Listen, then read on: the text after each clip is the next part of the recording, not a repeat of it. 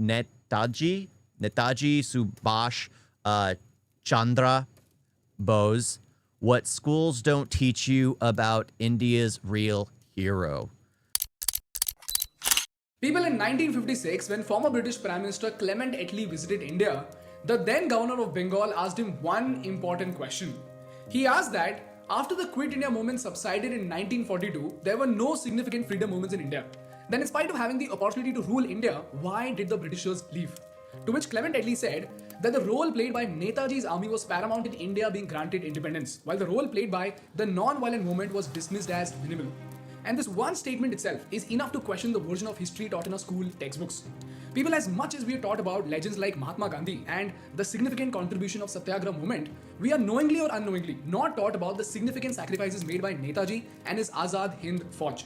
Which is why in this episode today, we are going to dig into an important chapter of Indian history that has been erased from our history textbooks or perhaps not taught well enough.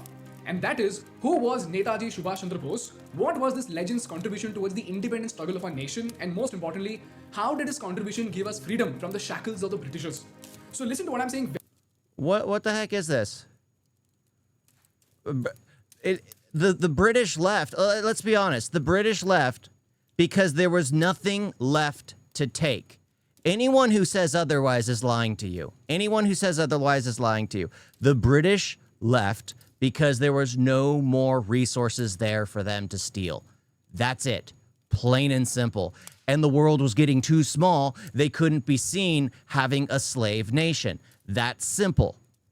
It's that simple. Anyone who says otherwise is lying to you. Does anyone think differently? Does anyone think different? I literally feel like that's the case. That's the case. Britain had gotten everything they wanted. Everything they wanted. And they had mined India for all its resources, all its jewels. It's insane. It's also because of the losses in World War II. Yes, that too. I mean, and again, after World War II, nobody was gonna stand for a dictator-like nation. What Britain had been doing to India, nobody was gonna stand for it after Hitler. Sure, it probably wasn't as bad as Hitler, but starving the population is actually bad. Actually insane. Anyone who's trying to say otherwise, anyone who says Gandhi was the one who fought for peace, anyone that says no, they had nothing left to take. They had absolutely nothing left to take. It is insane. It is absolutely insane because I'm listening to him and I'm just like, wait a minute. Yeah, the reason they left, the thing they don't teach in schools is, yeah, Britain wanted to leave. Britain wanted to get out of there. Because if the people who fought in World War II at the beck and call of Britain ended up starting speaking about the turmoils they went through as a people under the control of British rule, Britain would have been the one in the hot box right after Germany. It just seems like common sense. It just seems like common sense. I mean, yes, history is always multifaceted, and there's always different people who have different perspectives, but it just seems like common sense at that point. India had gold even when worth billions of dollars, even in 1974. Yeah, it's always had stuff. Always had stuff. But again, the view of having a complete slave nation, especially after World War II, and everyone was disgusted with what the Nazi Party had done. Disgusted what the Nazi Party had done. They had no choice but to up and go. They had no choice. And they had already gotten plenty out of India. Plenty. But it was best for them to just get out as quickly as possible, wipe their hands clean of it. And again, the separation, dividing the two, Pakistan and India, having it split into pieces, guess what? Only furthered the problem because India could no longer add itself to the rest of the world because it now had a war footing. It now had a manslaughter in its own nation because it was separated from itself. It just seems like that's common sense. They wanted to get out. If the partition never happened, there would have been an absolute unionization between India. They would have gotten their message out further, and Britain would have been known for the atrocities they have done. The thing is, it has been 77 years now, and Britain is finally starting to realize that the voices haven't been lost, haven't been forgotten. People are starting to call out the things that were done years ago. And they should be. They should be calling it out. But yeah, this just seems a little far-fetched. A little far-fetched. Very, very carefully. And if you also believe India must know about the contribution of Netaji, then please share this video with as many people as possible.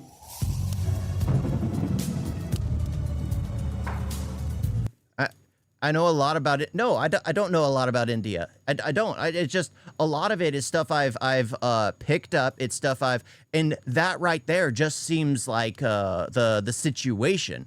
Like Gandhi has been praised outright from like the West because guess what? It was Britain that was pushing it as like the ideal person, the ideal point of view, the ideal as India was going through its own turmoil. So Britain was able to uplift themselves as, look, yes, we were in control of India for such a long period of time, but look at this amazing man that came out of India. Look, if it wasn't for us, this man preaching peace wouldn't have come out of India. It just seems so, like, I don't know. It just seems like, it seems like common sense. It seems like common sense. They purposefully painted Gandhi as a stooge to hide the reason for their departure. Yeah. And allowed actual freedom fighters to go down dying. Because the actual freedom fighters were the true threat. Because they would have actually let the world know what happened. But the fact that Gandhi was the last one, Gandhi was the one with the loudest voice, Gandhi was the one that was able to have an iron fist on India's politics for like 70-something or 60-something years. The Gandhi's party basically was dictating everything that went out. The second Gandhi's party is kind of on the back end. Guess what? There's more progress done in India. There's more freedoms coming out, and there are more people speaking out about the atrocities of the past. Doesn't that seem strange? Doesn't that seem a little strange? Yeah, Gandhi did a lot of disgusting stuff. But yeah, I mean, again, maybe I'm incredibly biased. Maybe I am. But that's just how I've seen it, especially as an outsider. That's how I've seen it. That's how it seems like black and white to me. Absolutely black and white to me. Oh. I'll probably check another minute. If there's nothing here that I can actually connect with, I'm going to be like, you know what? That's two bad videos back to back, and I'll just continue on to something else. This is Subash Chandra Bose speaking to Indians in East Asia, my countrymen in East Asia. While I am in Tokyo, I desire to address a few words to you. This is a story that dates back to 1897 India, when Netaji was born. This is when India was completely at the mercy of the colonial rulers, and all thanks to their kindness, India was sinking in poverty. While on one side we were shipping premium goods made in India to the royal families in England, here in India, lakhs of Indians were starving to death because of famines. During this time, again, that's why Britain had to leave. That's exactly why. Sure, they would have liked to remain, but if it wasn't for World War II, they would have been. They would be there to this day. That's just they just would be there to this day. Yeah, the nation always praises Subash Chandra Bose. That's good. That's good. It's always good to have your people to praise, but it's just like I don't like how he's trying to act like it's the real hero. No. Britain wasn't chased out. Britain left because it was due to optics. And the fact that the massacres started happening while the soldiers were still there and all they did was remain in their bunkers. As the massacres started to mount up, they did nothing. Just waited for their rides back home. Just explains a lot of it. Just explains a lot of the issues. Very few families could actually afford a decent standard of living, and fortunately, Netaji's family was among these handful of people. But as Netaji started growing, he started noticing the atrocities caused by the Britishers in India. He started noticing that these Britishers came to our own motherland and had the audacity to put out boards outside hotels which said, "Dogs and Indians not allowed." He took them so personally that when he saw his college professor harass the Indian students, Again, it's the optics. It's the optics. We were taught in schools that Gandhi was the reason we got our independence. Yeah. And guess what? The rest of the world is taught the same thing. They are taught the exact same thing. But it's like, as an outsider seeing like what India was going through and hearing some of the things that Gandhi said, it doesn't match up. Like, as an outsider, it just doesn't make sense to me. Because if your people are going through such hardships, the last thing you will talk about is putting down your weapons and allowing your own people to get stabbed. That's the last thing if you care about your people who are suffering. That's the last thing. So that's basically the one thing that made me realize he was more of a fraudster than anything. His own words, when you actually look at what India was going through during his point in time, while he was alive. It's just history itself, which proves that a lot of what he was saying was just speaking for the sake of speaking. Yeah, it's ridiculous when it goes to like the history and the fact that the rest of the world praises these people, praises crooks, praises villains as these. And the funny thing is, you probably can think back in history and it's just like, who else have we been lied to about? Probably quite a lot of people. And most of the time, the people in power. Most of the time, the people in politics. You have to be able to deceive. You have to be able to be conniving. You have to be able to be absolutely cutthroat. And yeah, it just to get power. I've not seen It's Only Gandhi that did, but he's a strong leader in face of India's independence. Again, I'm on the outside. He might be the close buddy with imperialist British. Yeah. Might be. USA became independent in 1776. Yeah, 1776. That's when we were fighting them off. That's actually when the war started. Nope, 1776.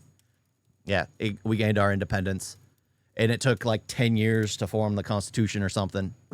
he even slapped him, for which he got rusticated from the Presidency College. After that, Netaji's father sent him to London. Yeah, Gandhi was politician. To study for ICS, or Indian Civil Service, which was by far one of the toughest exams in the world. This exam was so tough that even the most brilliant students used to flunk in spite of studying for 2 years. But Netaji was such a genius that he happened to clear the exam with just 6 months of study. And this was baffling even for the Britishers who held these exams. But as soon as he was... That guy? Did I accidentally say that? Did I accidentally say World War II helped the USA get independence? Or was it the guy watching? I got so many things going through my head. Offered the job, he rejected it and returned back to India. Why? Because he believed that in spite of knowing the fact that his motherland was in trouble, in spite of seeing the pathetic condition of people in India, it would be wrong for him to turn his back on his motherland while she was crying for help. Me. Okay. This is when Netaji Subash Chandra Bose left London, came to India and joined Gandhiji and his team to fight for India. And this is what marked the beginning of Netaji's freedom struggle. And within just a few months, because of his charismatic personality and brilliant political acumen, he began climbing the ladders of Congress more quickly than anyone else. He became so popular that in the presidential elections of the Congress, he ended up defeating Dr. Pattabi, who was backed by Gandhiji himself. But as we all know, Netaji and Gandhiji had different ideologies. Gandhiji was all about seeking independence through non-violence, whereas Netaji believed that independence is not something that you request for, it's something that you fight and snatch from the rulers. Or in Hindi, as they say, Azadi mangi nahi, chhini jati hai. But as we all know, that is something that they both never came to terms with. And as time passed, Netaji realized that he cannot drive the people of Congress against Gandhiji's ideologies. So in 1939, in spite of being the president, he resigned from Congress and left as a lone wolf to find another way to free India. And this is where the historic journey of Netaji began. Now by this time, World War II had started. On one side, while Hitler was ravaging through Europe, on the other side, the Japanese did not just dominate Asia, but also started preparing to wage a war against the United States itself. And Hitler had caused so much damage that, let alone colonies, the Britishers were almost on the verge of losing their own country. And this is where Netaji saw an opportunity. He saw that, in the race of fighting the Nazis and the Japanese, the British army was spread all across the world, because of which, in India, only the upper management of the army were Britishers, whereas the entire frontline army had... There should be other people in the currency bill. Yeah, that's another absolute red flag. Absolutely. All the freedom fighters, all those who fought for the independence, they should be recognized. They should be honored. But they're not. Only Indian soldiers. And as far as my research is concerned, the numbers say that while there were 40,000 British soldiers in India, we had 25 lakh frontline Indian soldiers. And Netaji thought if he could somehow get those 25 lakh soldiers to revolt, the Britishers will have no other option but to leave India. But in order to make that happen, the soldiers needed a big push that could form the rebellion. And this is where Netaji's international relations strategy paid off. He realized that since the Japanese, Germans and the Russians were the enemies of the British Raj, they would be more inclined to help him out. So on 17th of January 1941 at 1:30 am, Netaji disguised as a Pathan and went from India to Afghanistan, from Afghanistan to Russia, and when the Russians did not help him out, he went to Germany, and that is where he met Adolf Hitler. But after some time he realized that Hitler was not in a position to help him out, so he finally comes to Japan.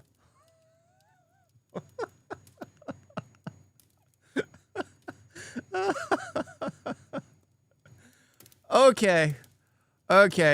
You're meeting with Adolf Hitler. I mean, in order to, I get it. You want to be free, but at the same time, you're meeting with Adolf Hitler. Then you go to Japan, and then Now listen to this very, very carefully. The situation with the Japanese was that they anyways wanted to attack the Britishers. And if you remember from the Singapore video, in the Battle of Singapore in 1942, less than 10,000 Japanese troops defeated and took 64,000 British soldiers as prisoners of war.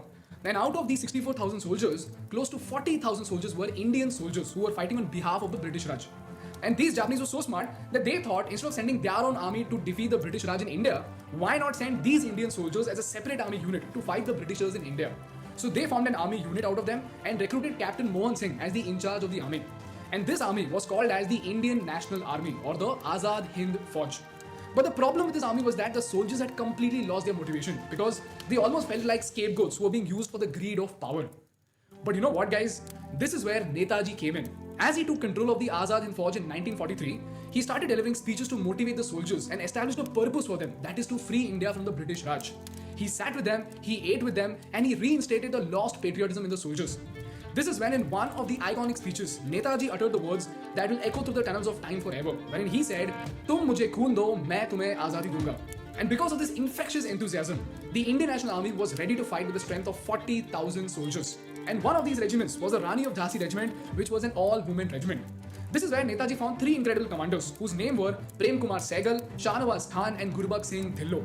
And these three commanders, ladies and gentlemen, took the International Army all the way from Singapore to Myanmar, from Myanmar to Kohima, and from Kohima to Impal. And here's where they encountered the British Army, which by the way was full of Indian soldiers. So practically, two armies of Indians were fighting at each other while the Britishers let them die in the hands of their own brothers. And unfortunately, the British Army ruthlessly defeated the Azad Hind Fauj. Within some time, the Japanese also surrendered, and to make matters worse, news came out saying Netaji had died in a plane crash.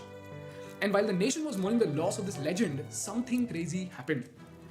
As it turns out, until this... So he sacrificed his own troops to try and free... That's like difficult for me because it's basically creating a civil war, and civil war is always disgusting.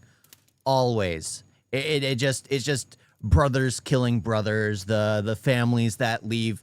It's heinous, absolutely heinous.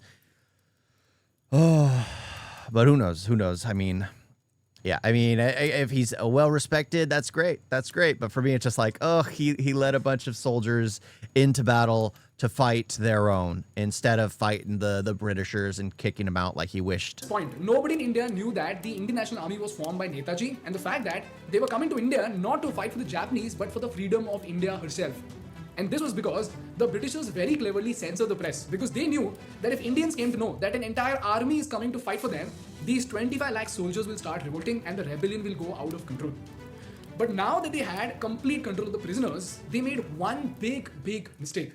The Britishers thought about launching a psychological attack on the Indians, and they wanted to set an example to show us what could happen to us if we revolted against the Britishers. So they decided to conduct a public trial on the three commanders of Netaji, who were Dhillon, Sehgal and Shahnawaz. This trial, ladies and gentlemen, is known as the Red Fort Trial, which was held in November 1945, wherein these three commanders were about to be given a harsh punishment so that no Indian ever dares to stand against the Britishers. And it was marketed to press almost as if it was an invitation for a sensational event. But you know what? What followed next was a catastrophe beyond their imagination. As it turns out, because of this marketing of the Red Fort trial, everybody in India came to know about the Azad Hind Fauj and the fact that Netaji had formed this army to free India from the British Raj. And guess what? Just like Netaji strategized, the moment the Indian soldiers in the British army came to know about the Indian National Army, all these soldiers, including the Navy, started revolting. And as the news spread, it started snowballing into a rebellion that the Britishers had never seen before. Lakhs of people took to the streets, thousands of people started marching with Netaji's photo, and some of them directly started beating up the British army. And even the British Indian Army and Navy started protesting with Netaji's photo. This event is famously known as the Naval Mutiny of 1946. Furthermore, hundreds of people gathered outside the Red Fort and started screaming slogans like, I mean, it makes sense. I mean, the Britishers are an invading force. You have the right to kick them out. Sure, they had been there for 200 years, but they never tried to once integrate themselves. Like, that would be a completely different story if Britain conquered India and tried to integrate themselves into the civilization, which they didn't do. They literally conquered India and then just turned it into a slave nation with free labor and all that. That's the difference. So they were always an invading force because they never once tried to integrate themselves into the people. They never once tried to. So because of that, they're an invading force, and it's perfectly justifiable to start attacking them and start chasing them out because they never belonged to begin with. It's like completely different, like with like in the U.S., there are Native Americans who believe like most Americans don't belong, when the majority of America now is intermixed, slightly mixed, but everyone's kind of, sure, they still have like territories and factions and things like that, which are still like completely, well, if you're a certain percentage past the gene pool, you're not allowed to be on the reservation. But other than that, I mean, most people have some blood in them from like Native Americans because they integrated and tried to help push the civilization and all that. But yeah, Britain was just an invading force the entire time. The entire time. Hindustan की एक आवाज सैगल दिल्लो शानवाज 40 करोड़ की एक आवाज सैगल दिल्लो Shahnawaz. And just like Netaji thought, when 25 lakh Indian soldiers started uniting against a meager 40,000 British officers, the Britishers saw no other option but to retract. And this panic had such a ripple effect that within no time in 1946, a cabinet mission is set up which stated the transfer of power, interim government is formed, and on 20th of February 19... That's why Mughals ruled longer, because they integrated into Indian culture. Yeah. They adapted, they accepted the culture, kind of introduced some of their own while taking in some of the others. It's just a way of being able to be accepted and be ruled, and for people to more likely accept you with something like that. 1947, the British Prime Minister Clement Attlee declared that the Britishers would quit India by June 1948. Therefore, the Red Fort trial was one of the most crucial events in Indian history, because of which we got our independence on 15th of August 1947. This is that one important chapter in history that is usually not covered elaborately in history textbooks. And you know what? The most disturbing fact of all is that after Nehruji took charge, the last Viceroy of India, that is Lord Mountbatten, he did not even allow the INA soldiers to be a part of the Indian Army, and they did not get any recognition, and even their families did not get pensions until the 1970s. This is the story of the unsung heroes of our independence. Now, whether this important story of the Red Fort trial is deliberately not taught to us or is coincidentally overlooked, I don't know. But what I know for sure is that every Indian must be taught about these important lessons of our nation, so that we value and recognize the contributions of those heroes who shed their blood so that you and I can sleep in peace. And if you also believe the same, please share this video with as many people as possible. Because as they say, one individual may die for an idea, but that idea after his death will incarnate itself in 1,000 lives. In this case, it is the idea of one of the greatest freedom fighters of India, whose name was Netaji Subash Chandra Bose. Jai Hind. Yeah. I mean, it's always nice to learn a bit more about a person of history, but at the same time, I feel like Britain left because they had no option. They had no choice. They're in the end, it would have looked bad for them because India would have ended up getting a voice, and then they would have heard everything. Yes, there have always been people who had fought for it. They have always fought for him. But yeah, at the same time, Britain had no option. Britain had no option, because if they could, they would still be holding on to India to this day. They would still be an invading force to this day. Hell no, Mongols integrated. What a joke. No, they did. They did take part in the, well, accepting wives and being a part and living in the land, not like it's not a Holiday Inn, because the Britishers didn't actually live. Well, I guess only a few did, but like the Mongols basically came in and set up shop and lived in that area. Lived in that area. You guys got a video?